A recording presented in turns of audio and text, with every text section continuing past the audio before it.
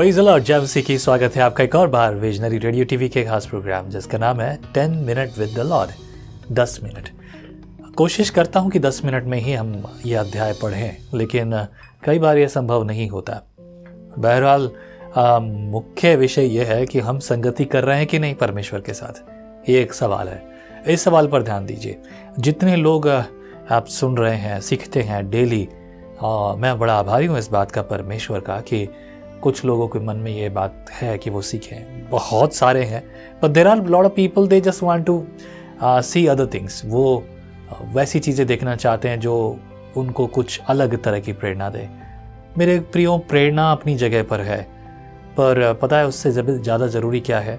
हम परमेश्वर के साथ बैठें। जब हमारा मन खुश हो तभी हम बैठेंगे परमेश्वर के साथ, या बहुत ज़्यादा दुखी हो तभी? ऐसा बिल्कुल नहीं होना चाहिए, हमेशा, हर परिस्थिति में।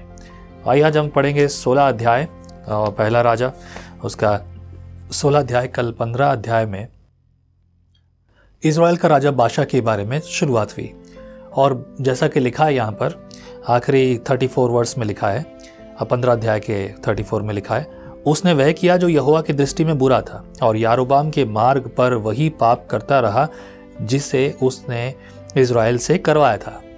वही अब बाशा जिसने यारोबाम के मार्ग पर चलता रहा, उसके बारे में आगे लिखा है 16 अध्याय पहले वचन से। तब बाशा के विषय यहोवा का यह वचन हनानी के पुत्र येहू के पास पहुंचा, मैंने तुझको मिट्टी पर से उठाकर अपनी प्रजा इज़राइल का प्रधान किया, परंतु तू यारोबाम की सी चाल चलता और मेरे प्रजा इज़राइल से ऐसे पाप कराता आया है जिनसे वे मुझे क्रोध दिलाते हैं। सुन, मैं बाशा और उसके घराने की पूरी रीति से सफाई कर दूंगा, और तेरे घराने को नाबाद के पुत्र यारोबाम के समान कर दूंगा। यानी कि जैसे यारोबाम ने परमेश्वर के सामने जो हरकत की थी, इसकी वजह से उसका घराना भी समाप्त हो गया। और अब बादशाह के लिए भी प्रभु यहोवा ने कह दिया कि तेरे को भी मैं वैसा ही करूंगा जैसा कि यारोबाम के साथ। चौथे पद में, बादशाह के घर का कोई नगर में मर जाए उसको कुत्ते खा डालेंगे, और उसको जो कोई मैदान में मर जाए उसको आकाश के पक्षी खा डालेंगे। बादशाह के और सब काम जो उसने किए और उसकी वीरता, यह सब क्या इज़राइल के राजाओं के इतिहास की पुस्तक में नहीं लिखे हैं? अंत में बादशाह अपने पुरखाओं के संग सो गया, और तिरसा में उसे मिट्टी दी गई, और उसका पुत्र एला उसके स्थान पर राज्य करने लगा। यहोवा का जो वचन हनानी के पुत्र येहू के द्वारा बादशाह और उसके घराने के विरुद्ध आया, वह न केवल उन सब बुराइयों के कारण आया जो उसने यारोबाम के घराने के समान होकर यहोवा की दृष्टि में किया था, और अपने कामों से उसको क्रोधित किया, वरन इस कारण भी आया कि उसने उसको मार डाला था। इज़राइल का राजा एला यहूदा के राजा आसा से 26वें वर्ष में बाशा का पुत्र एला तिरसा में इज़राइल पर राज्य करने लगा, और 2 वर्ष तक राज्य करता रहा। तब वह तिरसा में आरसा नमक भंडारी के घर में, जो उसके तिरसा वाले भवन का प्रधान था, पीकर मतवाला हो गया था।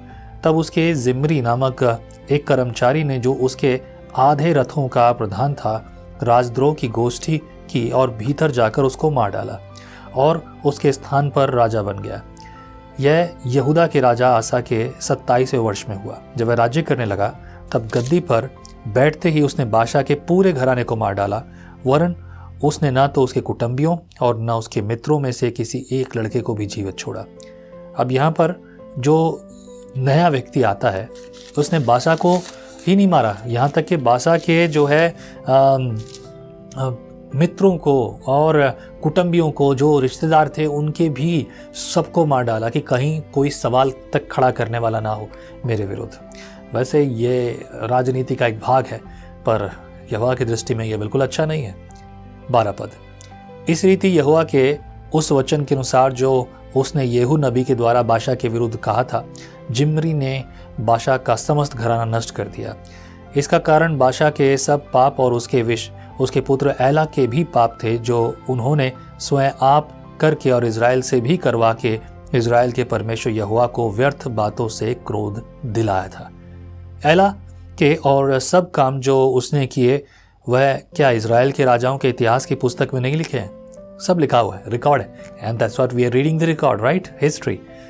15 पद में लिखा है, यहूदा के राजा आसा के 27वें वर्ष में जिमरी तिरसा में राज्य करने लगा और तिरसा में 7 दिन तक राज्य करता रहा। कितने दिन? 7 दिन तक। उस समय लोग फिलिस्तियों के देश गिब्तोन के विरुद्ध डेरे किए हुए थे। जब उन डेरे लगाए हुए लोगों ने सुना कि जिमरी ने राजद्रोह की गोष्ठी करके राजा को मार डाला है, तो उसी दिन समस्त इज़राइल ने ओमरी नामक प्रधान सेनापति को छावनी में इज़राइल का राजा बनाया। तब ओमरी ने समस्त इज़राइल को संग ले गिब्तोन को छोड़कर तिरसा को घेर लिया। तब जिमरी ने देखा कि नगर ले लिया गया है, तब राजभवन के गुम्मट में जाकर राजभवन में आग लगा ली और उसमें वो जल मरा, यानी उसने आत्महत्या कर ली।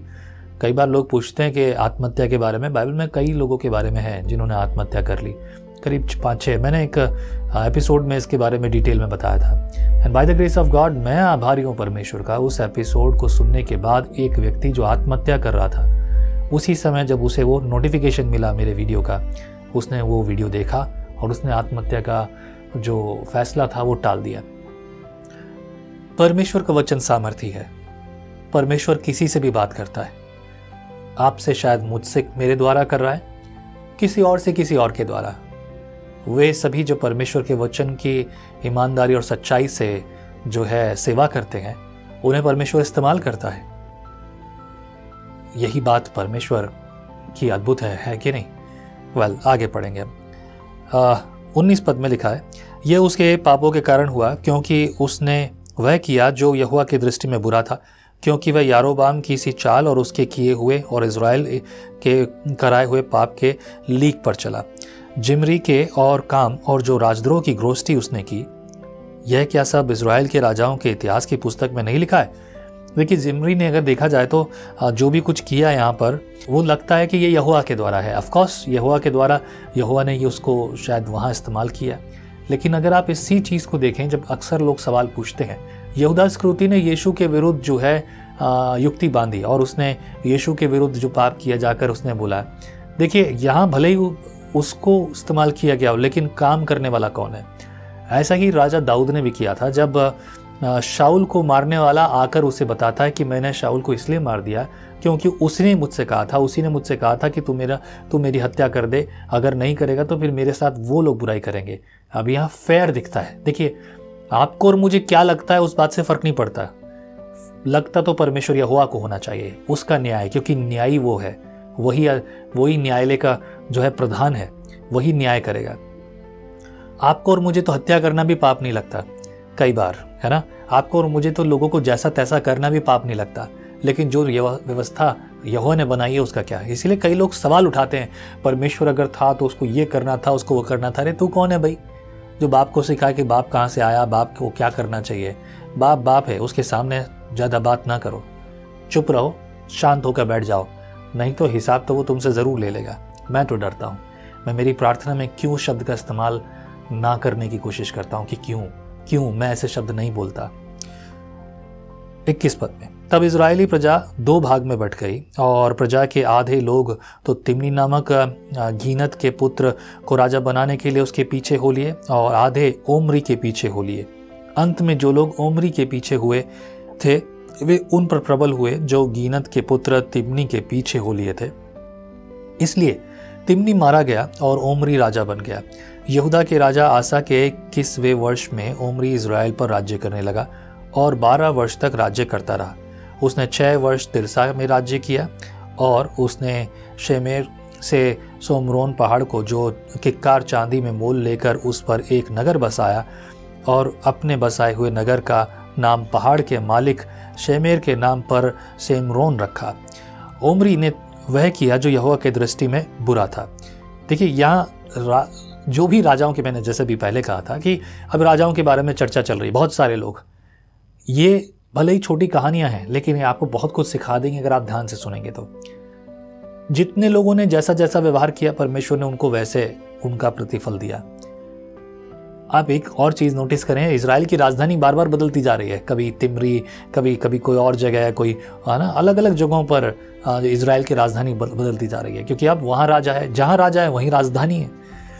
25 पद, ओमरी ने वह किया जो यहोवा की दृष्टि में बुरा था, वरन उन सबों से भी जो उससे पहले थे अधिक बुराई की।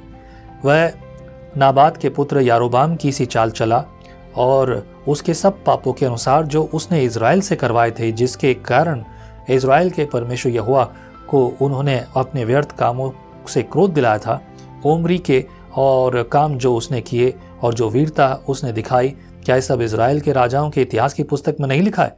ओमरी अपने पुरखाओं के संग सो गया और सोमरेन में उसको मिट्टी दी गई और उसका पुत्र अहाब उसके स्थान पर राज्य करने लगा। अब अहाब राजा की कहानी शुरू होने वाली है, जिसके बारे में काफ़ी बातें आपने सुनी होगी, ठीक है। पर यह अहाब क्या है, सीखेंगे, पढ़ेंगे तब पता चलेगा। इज़राइल के राजा अहाब के राज्य का आरंभ।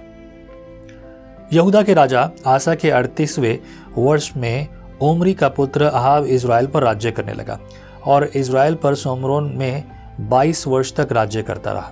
22 वर्ष, क्वाइट बिग लॉन्ग, राइट। 30 पद में लिखा है, और ओमरी के पुत्र अहाब ने उन सब से अधिक जो उससे पहले थे वह कर्म किए जो यहोवा की दृष्टि में बुरे थे। ओके, उसने तो नाबाद के पुत्र यारोबाम के पापों में चलना हल्की सी बात जानकर सिदोनियों के राजा एतबाल की बेटी जिबेल से विवाह करके बाल देवता की उपासना की, उसको दंडवत किया। उसने बाल का एक भवन शैमरोन में बनाकर उसमें बाल की एक वेदी बनाई और अहाब ने एक अशेरा भी बनाया। वरन उसने उन सब इज़राइली राजाओं से बढ़कर जो उससे पहले थे इज़राइल के परमेश्वर यहोवा को क्रोध दिलाने का काम किए। उसके दिनों में बैतलहम वासी हियल ने यारीहो को फिर बसाया और जब उसने उसकी नींव डाली तब उसका जेठा पुत्र अबीराम मर गया, और जब उसने उसके फाटक खड़े किए तब उसका छोटा पुत्र सगूब मर गया। तब यहोवा ने उस वचन के अनुसार जो हुआ उसने जो नून के पुत्र यहोशू के द्वारा कहलवाया था। अब देखिए, ये सारी बातें जो यहाँ पर हो रही है ना, ये सारी बातें यहोवा ने बातें बताई भी हैं, सब कुछ हुआ भी है और पहले से बताया। अब आपने देखा इस जगह पर यहाँ पर अहाब के जो 2 पुत्र मरते हैं, इन ऐसी घटनाएं हमारे जीवन में अक्सर होती हैं। कई बार हम समझ ही नहीं पाते कि हम क्या कर रहे हैं, हम यहोवा की मर्जी के अनुसार नहीं है। तो जो अगर आप गलत करोगे तो फिर परिणाम क्या मिलेगा? Need to think about it. ये है 16 अध्याय पहला राजाओं की पुस्तक। प्रभु आपको बहुत आशीष करे। अभी और राजाओं के बारे में हम बात करेंगे अगली सुबह। प्रभु आपको प्रेरित करे। आमीन। जय मसीह की। Let's pray together. प्रभु परमेश्वर बुद्धि दे, ज्ञान दे, तेरी महिमा, तेरी स्तुति तेरे लोगों को अपने हाथों में ले। इनके जीवन में तेरी भलाई, तेरी करुणा, तेरी आशीष होती रहे। इस्तेमाल कर अपने राज्य के लिए। आज का दिन बड़ा आशीष का दिन हो। इनके जीवन की हर बात, हर योजना तेरे अनुसार चले। तेरे साथ संगति करना, तेरे वचन पर चलना। सारा आदर में जलाल तुझे देते हैं। प्रार्थना में प्रभु यीशु के नाम से मांगते हैं, आमीन। प्रभु आपको आशीष करे, फलवंत और बलवंत करे। जय मसीह की। परमेश्वर का वचन जीवन देने वाली रोटी है। आओ हम इस जीवन देने वाली रोटी का और मजा लें विजनरी टीवी पर। हम हमेशा सोचते हैं कि शायद मैं भी बाइबल कॉलेज जाकर बाइबल को अच्छे से सीखता, पर अब आपके लिए है visionary TV, deep Hindi Bible study के लिए।